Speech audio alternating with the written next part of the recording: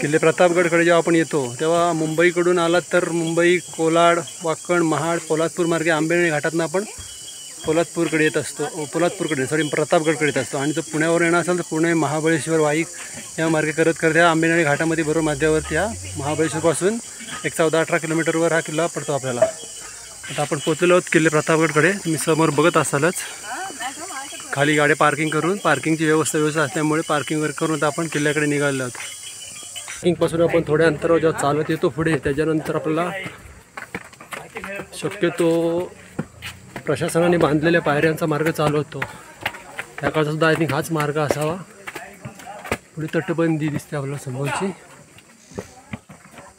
मी आपण आता चाललो होतो वरती किल्ल्याकडे.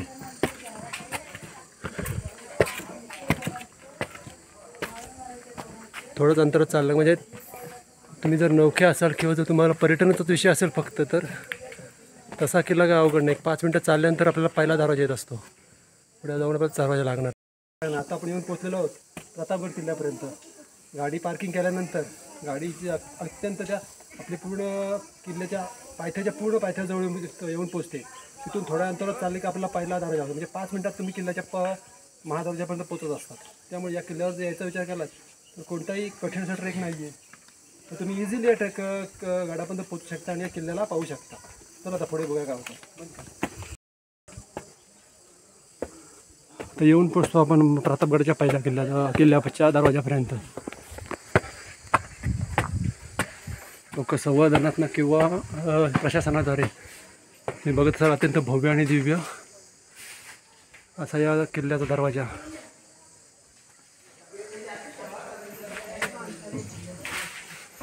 आधी पडझड झालेला भागाला डागडुजी करून पुन्हा नवीन काढत आलेला आहे.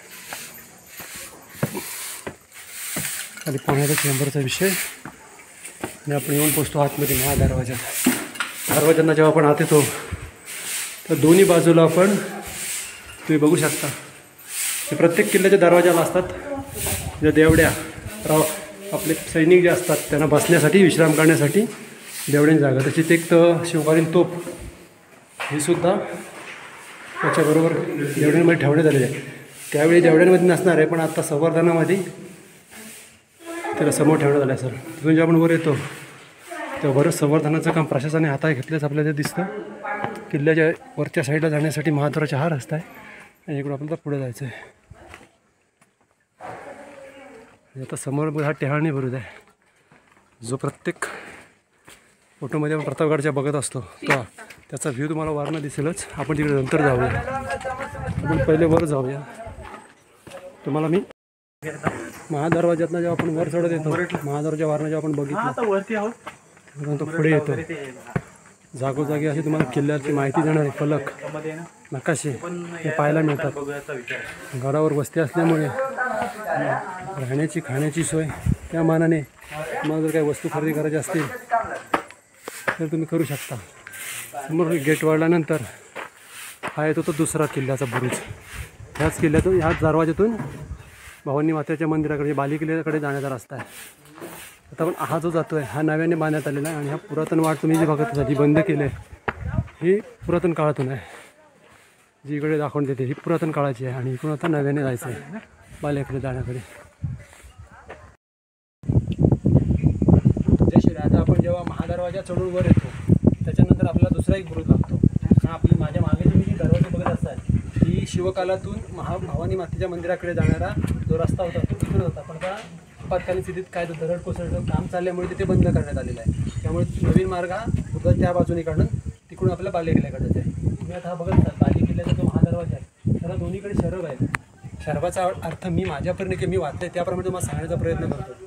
शरभ म्हणजे काय तर शिवाचा एक अवतार अशी पौराणिक कथा आहे. ज्यावेळी नरसिंह अवतारात, जेव्हा विष्णूचं नरसिंह अवतार होतं त्यावेळी नरसिंह शेवटी मातला. ते अवतार कार्य संपुष्टात आणण्यासाठी शिवानी जो अवतार घेतला तो म्हणजे शरभाचा अवतार, अशी पौराणिक कथा सांगण्यात येते. यात किती तथ्य आहे तेवढं मलासुद्धा माहिती नाही, हे पौराणिक आहे. पण किल्ल्याच्या दरवाजावर शरभाचं चित्र लावण्यामागं एकच उद्देश असायचा. कारण शरभाच्या एका पायाखाली हत्ती आणि दुसऱ्या पायाखाली सिंह किंवा वाघाचं चित्र कोरलेलं असायचं. जेणेकरून असं दर्शवण्यात यायचं इथे जो राजा राज्य करत आहे या किल्ल्यावर किंवा या किल्ल्यावर ज्याचा परिचय आहे तो राजा सिंहापेक्षा सिंहाला सुद्धा आणि वाघाला सुद्धा चप्पळ असलेल्या मारू शकतो किंवा दाबू शकतो इतका ताकदवर असलेला शरभ, या शरभाप्रमाणे तो राजा इथे राज्य करत आहे. एवढं प्राबल्य की एवढं वर्चस्व की एवढं ताकद त्या राजाची. बालेकिल्ल्याच्या महादरवाजा आहे म्हणजे त्याचा बुरुज जो आहे त्याच्यावरून समोर दिसतोय हा टेहाळणी बुरुज, म्हणजे ज्याला शिवनोत जो म्हटलं जातं तोच हा बुरुज. आणि तुम्हाला तिकडे कोपऱ्यात दिसत असेल त्याच्या बरोबर साईडला ती अफजल खानाची कबर, जिथे शिवाजी महाराजांनी अफजल खानाचा कोथळा बाहेर काढून तिथे त्याचा वध केला होता 10 नोव्हेंबर 1659 मध्ये. हीच ती शिवप्रताप भूमी आणि हा त्याचा साक्षीदार असलेला किल्ला प्रतापगड. किल्ल्याकडे जाण्याकडे आज आपल्या सोबत आहेत नेहमीचे जयलाड, आद्विक सकपाळ आणि आद्विक आणि याच्या आईने आज मॅचिंग केलेलं आहे योगिनी सकपाळ, आणि मी आहेच नेहमीचा ओमकार सकपाळ तुमच्याबरोबर व्लॉगर्स. तर बघा भवानी मातेचं मंदिराकडे जायचा रस्ता समोर आहे, समोरच आपल्याला पुढे जायचं आहे. शिव जेव्हा आपण बालेकिल्ल्याच्या बाजूच्या बुरुजाने चढून वरती येतो पुढे आपल्याला लागते ते भवानी मातेचं मंदिर. तुम्हाला ओटी वगैरे घ्यायचं असेल तर ते सोय आहे. आणि समोर किल्ल्याची गडदेवता भवानी मातेचं मंदिर छत्रपती शिवाजी महाराजांनी जे स्थापन केलं आहे. किल्ल्याच्या आवारात तुम्हाला थोड्या बऱ्या तोफा वगैरे बघायला मिळतील. छोट्या पल्ल्याच्याच आहेत बहुतेक, खांद्यावर घेऊन मारा करण्याच्या. इथूनच आपल्याला आज जायचं आहे. या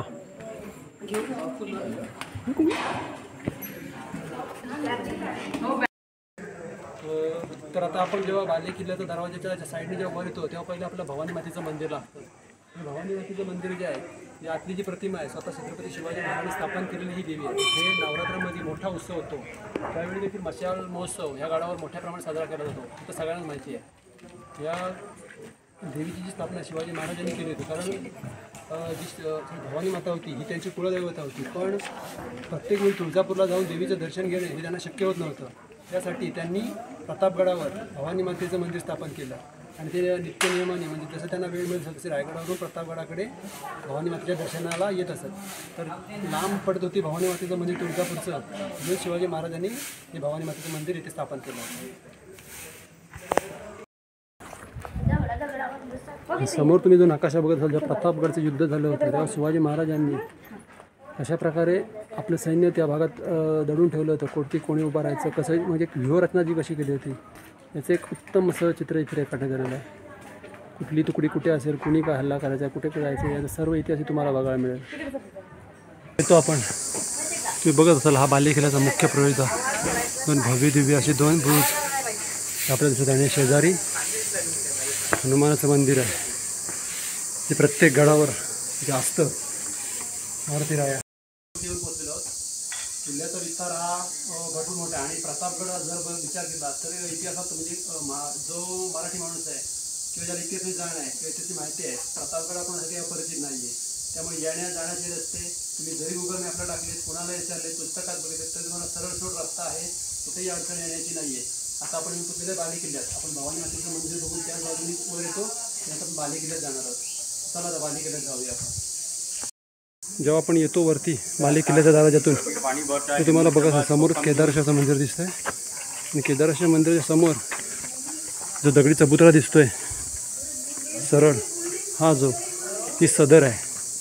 म्हणजे किल्ल्याचा कारभार जिथून पाहायला जायचा, कागदपत्र किंवा काय असेल प्रशासन किंवा या भागावरचं नियंत्रण यासाठी सदर काम करणाऱ्या लोकांसाठी की मसलती वगैरे या सदरेवरून केलं जात असतात. ही सदर आणि हे केदारेश्वरचं मंदिर, भगवान शंकराचे मंदिर जरी प्रत्येक किल्ल्यावर आपल्याला पाहायला मिळतं. नव्याने जीर्णोद्धार करण्यात आलेला आहे. जेव्हा आपण गाभार देतो तरी साईडचं बांधकाम हे नवीन आहे आणि छोटंसं जे मंदिर आतलं जे जुनं ते पूर्ण जुनं काळातलं आहे. तर बघू शकता घुमटसुद्धा वारसा दिसत आहे आणि वर पत्र्याची शेड आहे आणि भव्य अशी शंभू महादेवाची इथे पिंड आहे. पटकन मस्त सेकंद थांब. तर आपण बालेकिल्ल्यामध्ये प्रवेश केल्या बालेकिल्ल्याचा दरवाजा आपण सोडून वरती येतो ते आपल्याला केदारेश्वर मंदिर आणि सदर लागते.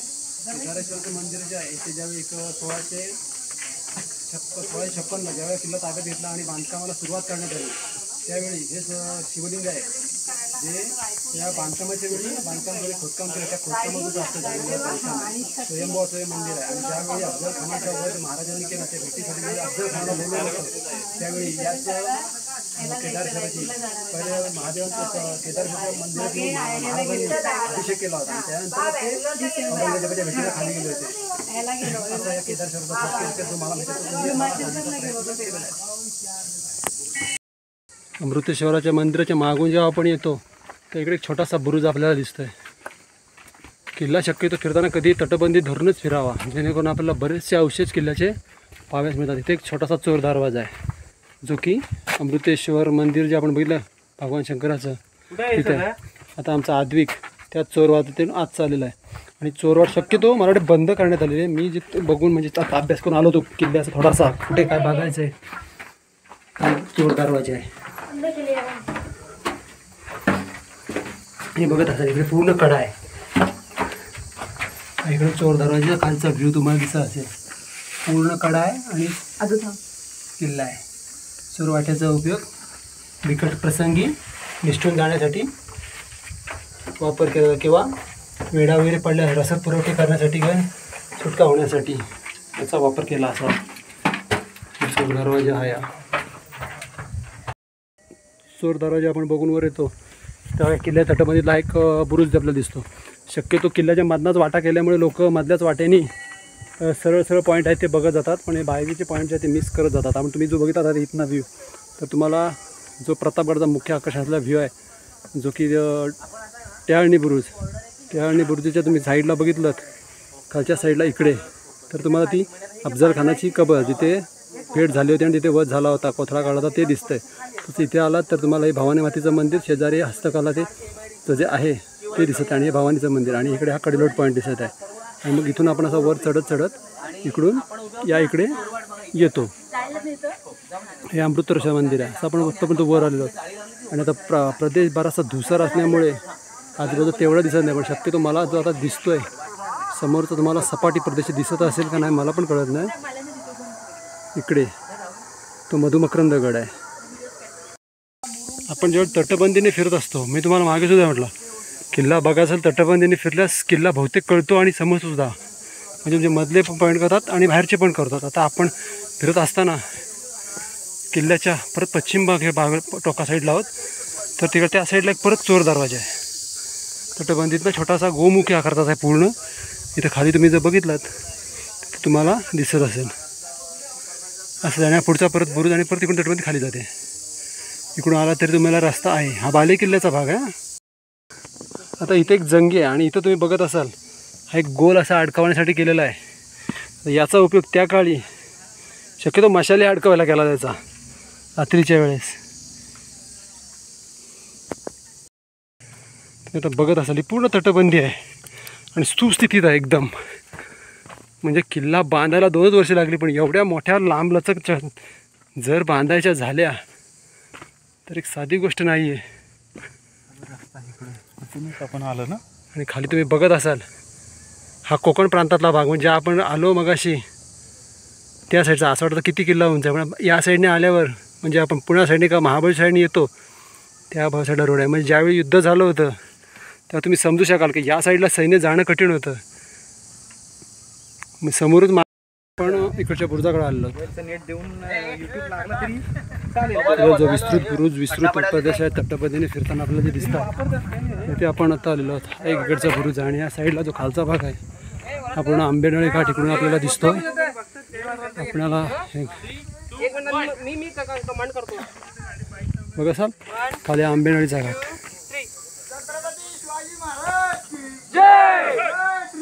नाहीत ते समोर तुम्ही बघत झाले. परत ही जी आहे ही पूर्व साईडची तटबंदी आपल्याला म्हणजे पश्चिम बुरुजावर उभे राहिलो हे पश्चिम साईडचा किल्ला दिसत आहे. ही उत्तरे ही आपल्याकडची पश्चिमी साईड असलेली हा बुरुज आहे आणि मीर असले तो एक बुरुज आहे.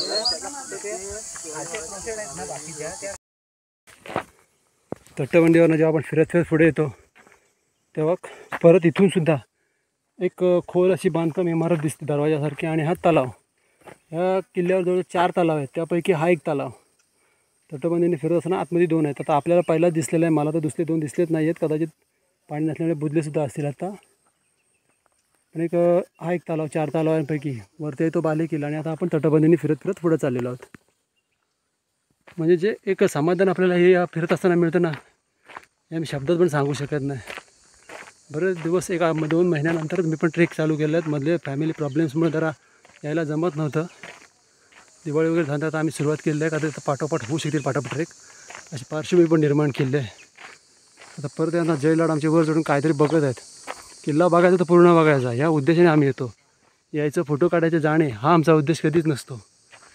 पाण्याचा आउटलेट तशीच आपण तटबंदी कवर करत जेव्हा पुढे येतो तर एक हा बुरुज बालेकिल्ल्याचा आणि पर एक पाण्याचा छोटासा तलाव आपल्याला बघायला मिळतं. आणि आता आता चिलखती बुरुजासारखा असलेला बुरुज, त्या बुरुजाच्या बाजूला होता आपण.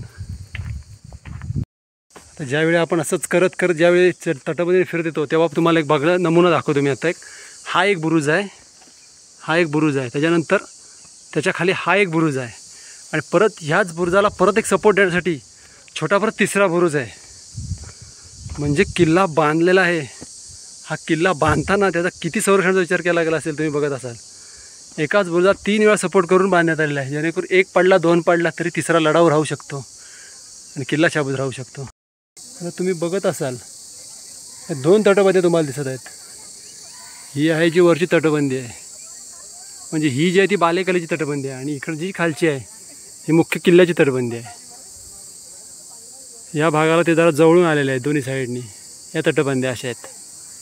बरेच 3-4 चोर दरवाजे, पाण्याचं आउटलेट हे खालच्या साईडला, आणि वरती बालेकिल्ल्याचा भाग आहे. आणि खालची तटबंदी आणि टेहाळणी बुरुज समोर दिसत आहे आपल्याला. तुम्ही आता बघत असाल आपण तटबंदीने आता डाव्या हाताने चालू केली ती, उजव्या हाताने खाली उतरत आहोत. तर आता तुम्हाला बघत असाल ह्या टोकावर इकडे एक परत पाण्याचा तलाव आहे. तटबंदीने जेव्हा आपण खाली येतो तेव्हा हा एक तलाव इथे आपल्याला पाहायला मिळतो. वरती भवानी मातेच्या मंदिरची दीपमाळ दिसत आहे, आणि त्याच्या खाली बरोबर हा तलाव आहे. महादरवाजाकडनं आपण जेव्हा येतो समोरच आपल्याला दिसतो टेहाळणी बुरुज. किल्ला मागे राहून जातो पण समोर दिसतो पहिले टेहाळणी बुरुज. आपण जेव्हा पुढे चालत टेहाळणी बुरुजाकडे जातो दोन्ही साईडनी, मग जशी झुंजार माची, सुरळा माची, आपण ज्या राजगड तोरणावर ज्या माच्या आहेत त्याप्रमाणे माचीसारखाच भाग आहे. बघत असेल तर बुरुज समोरून दिसत असेल तुम्हाला. चिलखती असल्यामुळे समोरून जायला दोन्ही साईडने आतमध्ये जायला वाट आहे. आणि वर समोर जाऊन की बघत असाल भगवा झेंडा. ज्या सल्तनतीचं राज्य इथे चालू असेल त्यांचा झेंडा तिथे फडकावला जायचा वेळोवेळी. पण बरेच वर्ष छत्रपती शिवाजी महाराजांच्या आशीर्वादामुळे हा भगवा झेंडा इथे फडकत आहे आजतागायत. नाही स्वतः चालत झाली काय रे. आणि आता आपण तटबंदीने फिरत इथून ज्या पायऱ्या आहेत इथून खाली आलेलो, जेणेकरून आपल्याला स्मारक बघायचं आहे छत्रपती शिवाजी महाराजांचे स्मारक. आता आपण पूर्ण बालेकिल्ल्यामध्ये आहे. ही पूर्ण बालेकिल्ल्याची जागा. त्यावेळी इथे सदर, राहण्याची जागा, राजवाडे यासारख्या गोष्टी इथे बांधण्यात आल्या होत्या. आता सद्यस्थितीत तेव्हा बगीचा डेव्हलप करण्यात आलेला आहे. बाकीचे जर काय औषध असतील तर ते आपण बघूच. समोर आपण बघतच आहोत.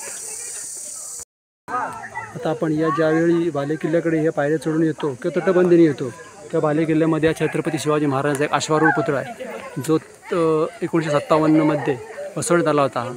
याचं वजन भरपूर असल्याकारणास्तव हा म्हणजे पार्टमध्ये इथे आणून इथे जॉईन करण्यात होता. अखंड त्यावेळी आणणं शक्य नव्हतं. आत्ताच्या वेळेसारखी दळणवळण अवस्था त्यावेळी नसल्याकारणास्तव पार्टमध्ये आणून जॉईन करण्यात आला होता.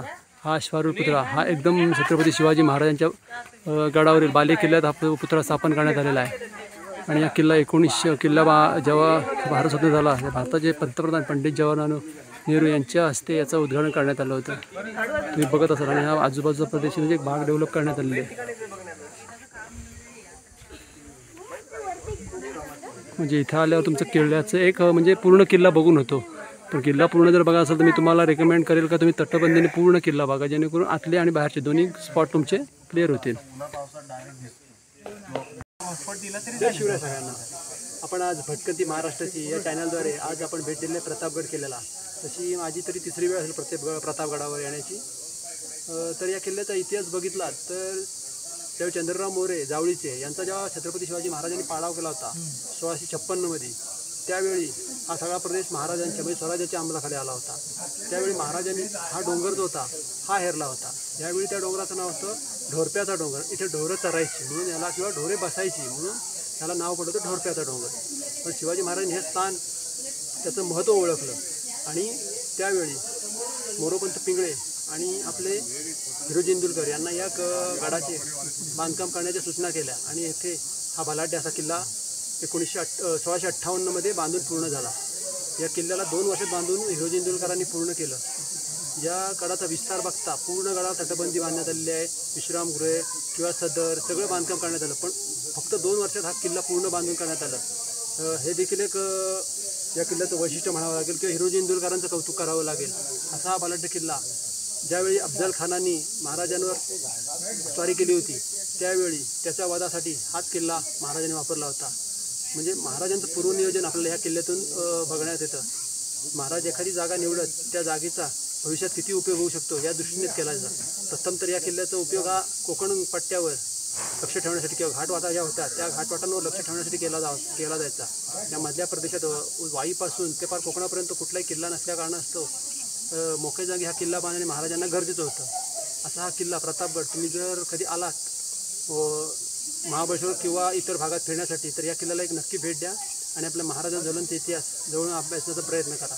तर आता तुम्ही जर चॅनलला नवीन असाल आमच्या तर लाईक कमेंट शेअर करायला विसरू नका आणि जर तुम्हाला आमच्या व्हिडिओ अशीच आवडत असतील तर इतरांना देखील सांगून आमचे चॅनल लाईक करायला मदत करा. तर भेटूया आपण आता पुढच्या ब्लॉगमध्ये. तोपर्यंत मी हा ब्लॉग समाप्त करतो. छत्रपती शिवाजी महाराज की जय. धर्मवीर छत्रपती संभाजी महाराज की जय. हर हर महादेव हर हर महादेव. मोबाईल मोबाईलचा